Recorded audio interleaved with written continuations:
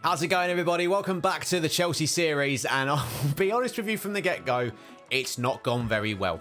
How Chelsea have not sacked me after the season we have just had. We've finished season 1. I'm about to talk you through how that season concluded, and how they haven't sacked me is absolutely beyond me, in all honesty. Let's talk about it. But before we do, I just want to quickly say a massive thank you to everyone watching. We recently hit 1,000 subscribers on the channel, so thank you to everyone for your continued support over the last 12 months of me doing YouTube content. Hopefully you've enjoyed what I've been doing over here, and there'll be loads more FM23 content coming to the channel over the next 12 months. I'm looking forward to it, and I hope you are as well. And if you haven't already subscribed, make sure you join the club. Hit that subscribe button, leave a like on the video, and so you don't miss another upload, most importantly. Well, enough about that. Let me explain to you then how bad I am at this game and how bad I am at managing Chelsea. Spoilers, quite bad. So we last left things off then with the 2-2 draw away at Newcastle, a game where we were 2-0 up and proceeded to throw it away and only walk away with a point, which I said at the time summed up our season. I didn't quite expect what was going to happen next to actually happen, and what did happen next was, well, I'll be honest with you, is somewhat of a disaster. So following that draw with Newcastle, we followed up with 2 more draws in the league, a 0-0 at home to Brighton and a 0-0 away at Everton.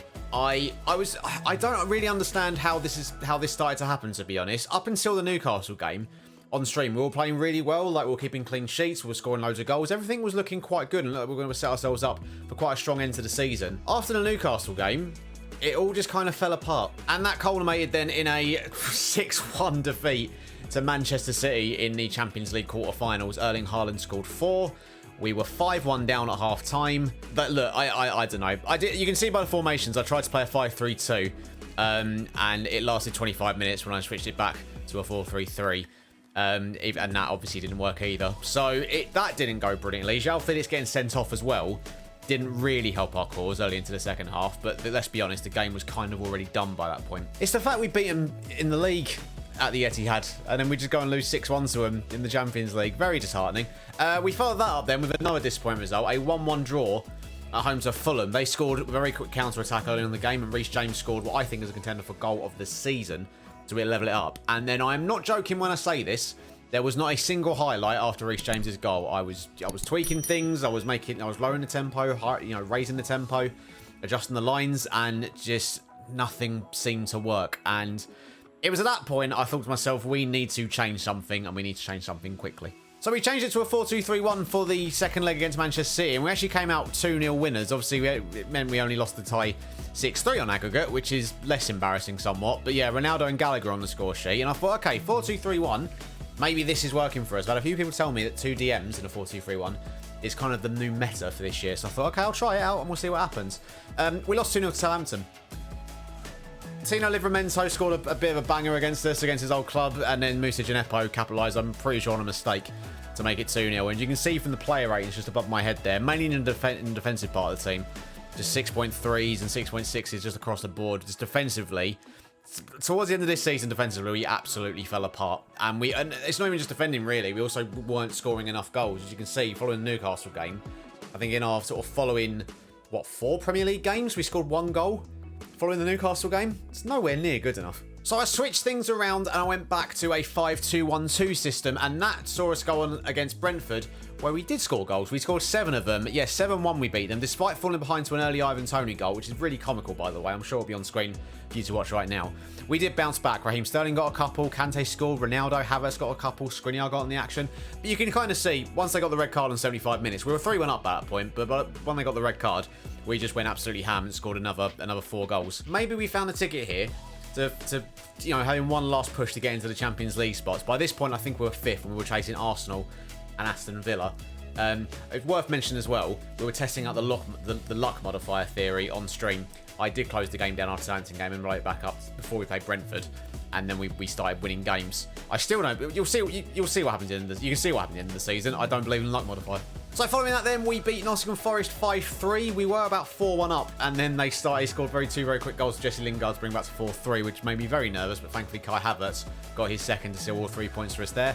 That was then followed by a really disappointing 2-2 draw away at Wolves. We were 2-0 down inside the first 20 minutes, and it was going back to our old way of doing things, not creating enough chances, not defending very well. Didn't help that Edouard Mendy picked up an injury, and Marcus Bettinelli had to make an appearance in goal yet again. Got a 6.5, so again, Selling Kepa was a mistake. I now hold my hands up. I should not have sold Kepa because Edouard Mendy is absolutely useless. And then we followed that up with a really good 2-1 win against Manchester United. Again, fell behind, but we were able to pull it back. Ronaldo with a penalty against his former club, and then Kai Havertz just a few minutes later. And luckily, we were able to hold on. Bettinelli, to be fair to him, actually played quite well in that game, getting a 7 average rating. And then a really decent 4-2 win away at Crystal Palace. Pierre-Emerick Aubameyang come off the bench, but again, Ronaldo and Havertz continuing amongst the goals. And it all set up perfectly for a final game of the season at home to arch rivals Tottenham, where Villa and Arsenal were above us, and if either of those sides had dropped points in their game and we beat Spurs, sorry, we'd have got 4th and qualified for the Champions League.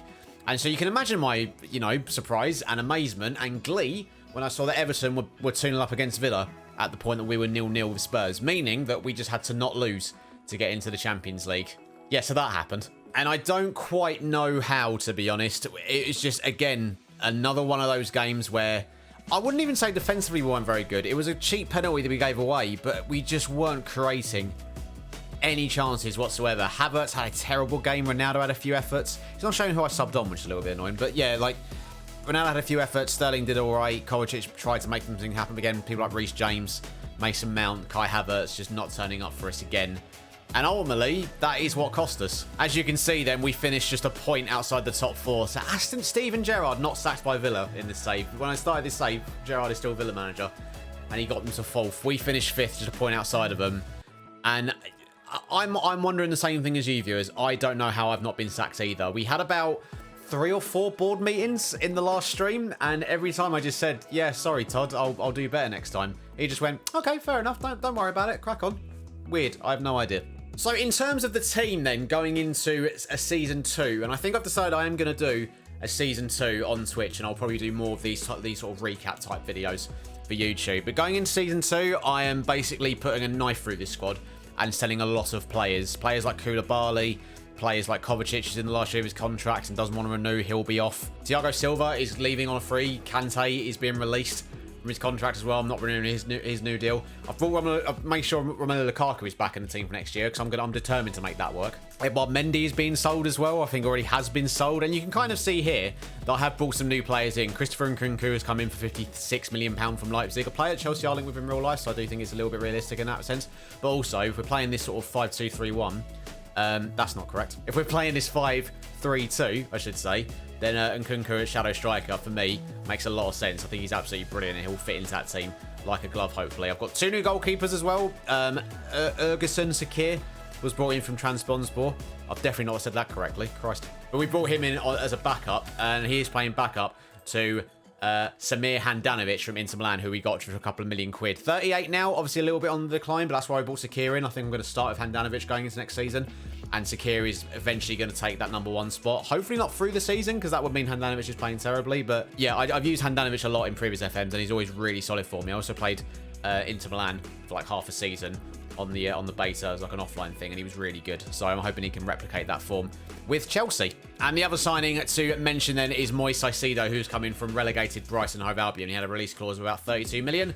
As we needed a Kante replacement, I think this guy, whilst not like for Kante, just a really solid defensive midfielder that can come in and slot in next to Mason Mount or Conor Gallagher, or maybe another creative midfielder we look to bring in the summer.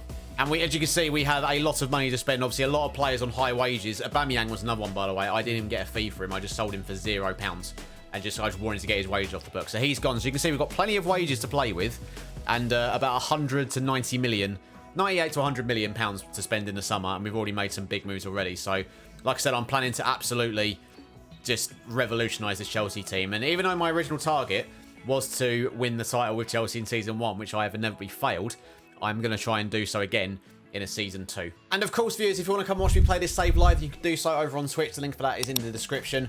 And again, I just want to say a big thank you to everyone who's watched this series, shown some support on it. Like I said, I'll be doing more recap videos for Season 2, so you can keep up to date with how this save is going. I'm aware that the main game comes out in about a week as when you're watching it. The day it gets uploaded, the new full game comes out a week as of today. So I'm very conscious about getting this second season done quite quickly because I want to start my main save over on Twitch and I want to get started with the West Ham United save that is going to be the first main save on the channel this year. So I'll be playing through a little bit of this stuff off stream and including some in YouTube videos as well. So there'll be plenty of action for you to keep up to date with throughout the second season of this save. But there you go, ladies and gentlemen. If you have enjoyed today's video and you've enjoyed my, you know, just absolute failure of being Chelsea manager, then do drop a like on the video and leave me a comment as well. Let me know who should I be trying to bring in for a second season. Given the state of the squad's in now, like I said, a lot of players have left, a lot of players still to be sold as well.